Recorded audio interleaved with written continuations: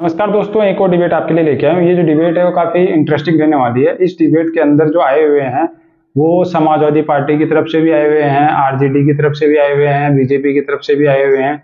तो इन तीनों की पार्टियों की तरफ से भी आए हुए हैं और एक और पुष्पेंद्र जी भी आए हुए हैं। तो जो आरजेडी की तरफ से तो आप सब लोगों को पता है कि कंचना यादव आती है ना। और जो समाजवादी की पार्टी की तरफ से है नीला कोट का मतलब है अनुराग भदौरिया। और जो बीजेपी की तरफ से आए हुए हैं शिवम त्यागी। बाकी डिबेट के अंदर जो एक शिवम त्यागी है वो आरजेडी और समाजवादी दोनों के ऊपर आए रहते हैं, इनको बोलने तक का मौका नहीं देते हैं और ये ऐसे मतलब क्वेश्चन ढूंढ के लिए कहते हैं जो इनके पास कोई जवाब नहीं होता। बाकी डिबेट में बहुत कुछ होने वाला है। अगर आप पूरी डिबेट को एंजॉय करते हैं तो आपको बहुत कुछ पता लग सकता है दोस्तों। बाकी अगर आप हमारे चैनल पे नए हैं तो चैनल को सब्सक्राइब कर देना, वीडियो को लाइक कर देना और कमेंट भी कर देना दोस्तों। तो चलो वीडियो स्टार्ट करते हैं। एक बात मुझे टीवी डिबेट के लिए काफी हैं भदौरिया साहब। नहीं आप यहाँ पे यही बात बोले तो मैंने आपको टोका। मैंने आपको नहीं आप एक बार विकास का नाम नहीं ले पाए, एक बार बेरोजगारी का नाम नहीं ले पाए। हिंदू मुस्लिम सिख ईसाई सब बेरोजगार हैं या नहीं? अरे क्या बात कर रहे हैं आप करें ना इस काम के लिए। मैं तो नहीं पॉलिटिक्स में हूँ भाई। फिर इस्लाम में आ गए फिर आप। मैंने इस्लाम का नाम ही नहीं लिया। तो फिर क्या कह रहे हैं आप ही को लग रहा है ना इस्लाम में तो नाम नहीं लिया। आप ही बोला हिंदू। भाई आपसे बहस करने नहीं आया हूँ, इनके फंक्शन पे आया हूँ। आप टेलीविजन में नफरत की बात नहीं। आप मुझे मत बताइए क्या नफरत है। Don't tell me what is नफरत। काटने बांटने की बात। हम सब हिंदुस्तानी हैं। आप नहीं है। आप नहीं है, मैं बोलता हूँ आप नहीं है। मैंने आपको नहीं मानता। कब दे रहा हूँ?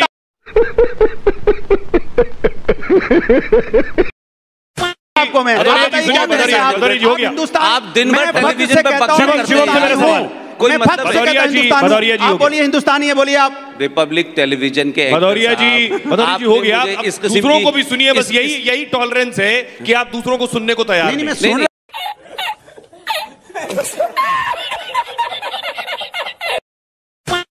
नहीं हिंदुस्तानी हूं मैं, भक्त से कहता हूं। मेरा सवाल है बहुत हिंदुस्तानी है, ठीक है, लेकिन भाई मैं टेलीविजन डिबेट करने नहीं आया हूं।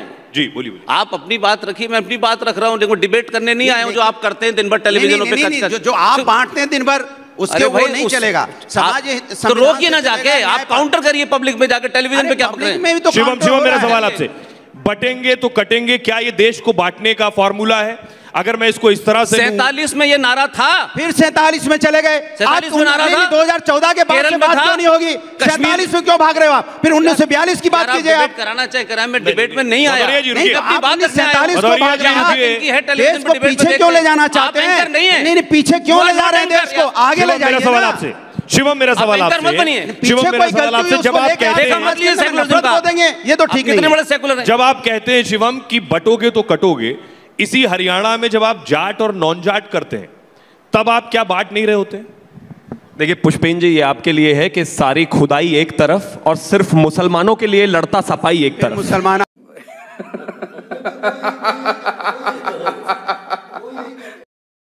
आ गया। आप इनसे कितना भी हम कहते हैं, आप प्लीज ये बीच में नहीं है, हर जगह ठीक नहीं रहती।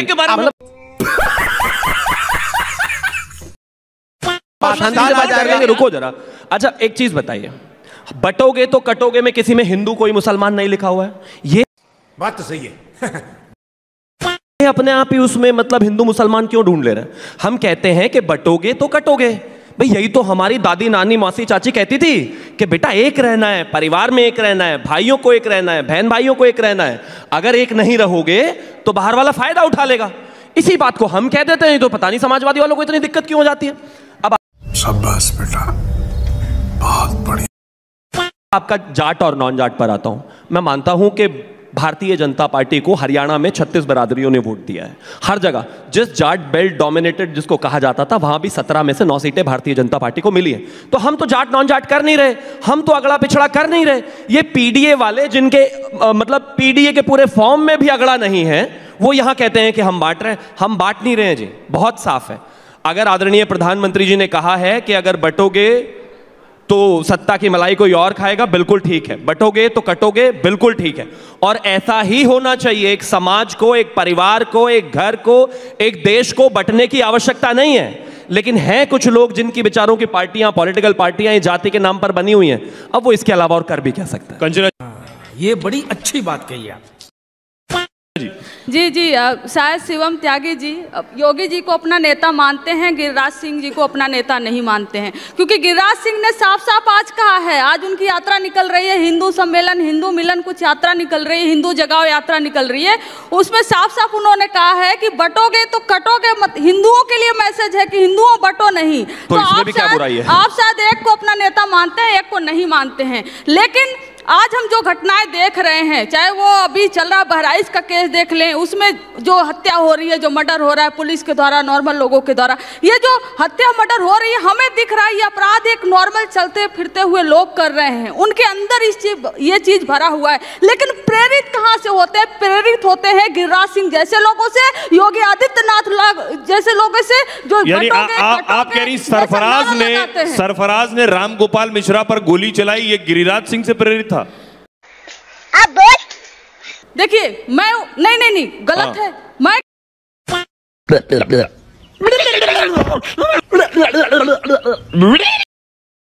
रही हूँ मर्डर, इसलिए मैंने बोला कि मर्डर था वो, और किसी भी तरह मर्डर कौन वाला?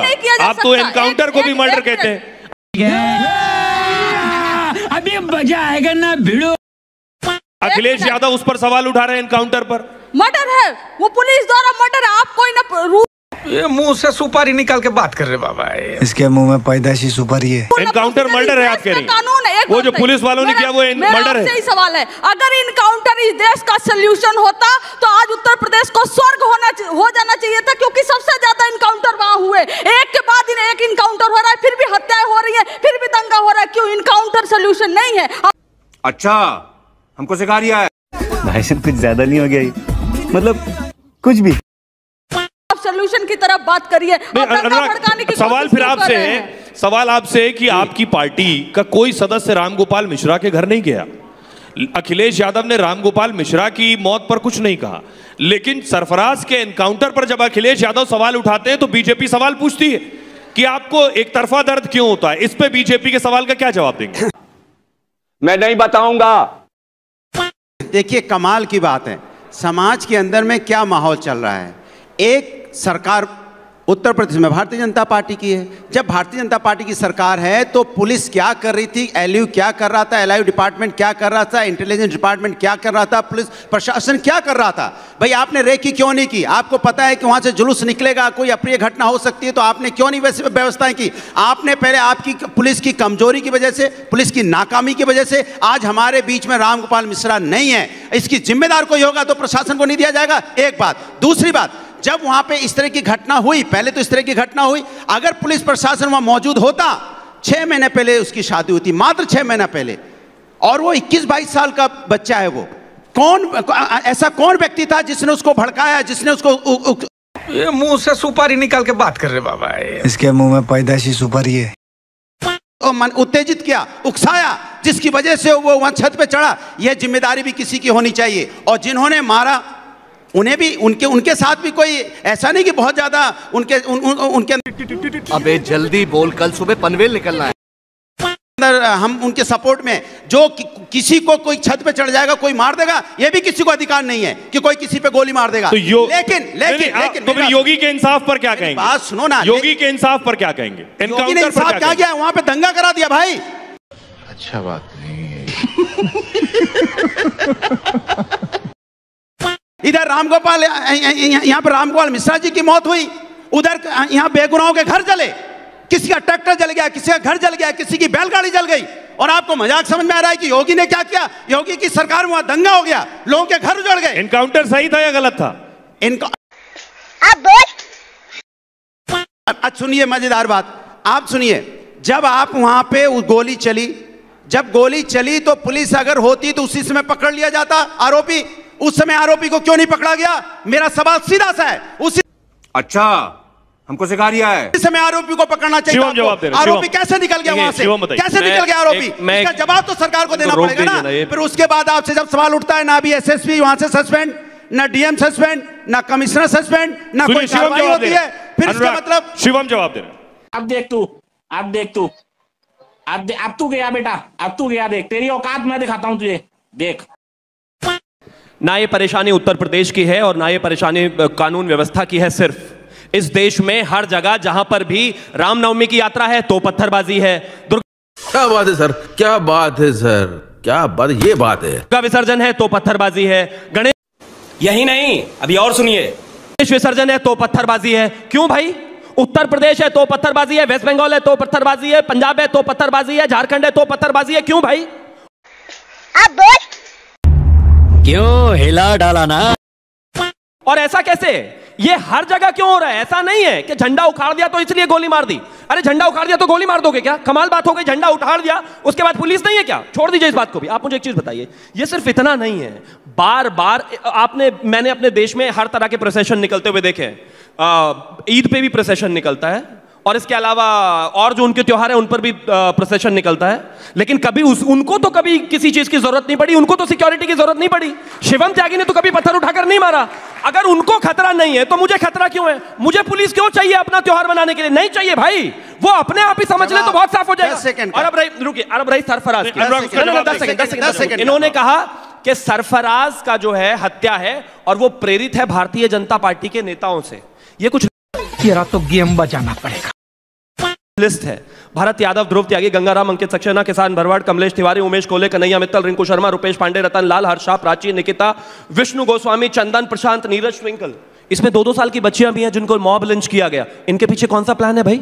इस पूरी दुनिया में लिंचिंग एक ही जगह से क्यों हो रही है? पत्थरबाजी एक ही तरफ से क्यों होती है? और ऊपर से समाजवादी वाले आ जाते हैं। प्रॉब्लम, अरे बाप रे, ये तो धोती खोल रहा है। साफ है, जो मुस्लिमों का वोट चाहते हैं, जो उनकी तरफ चाहते हैं, उनका एजेंडा बहुत क्लियर है। हिंदुस्तान में उत्तर प्रदेश में अखलाक की लिंचिंग हुई थी, यही समाजवादी के लोग थे।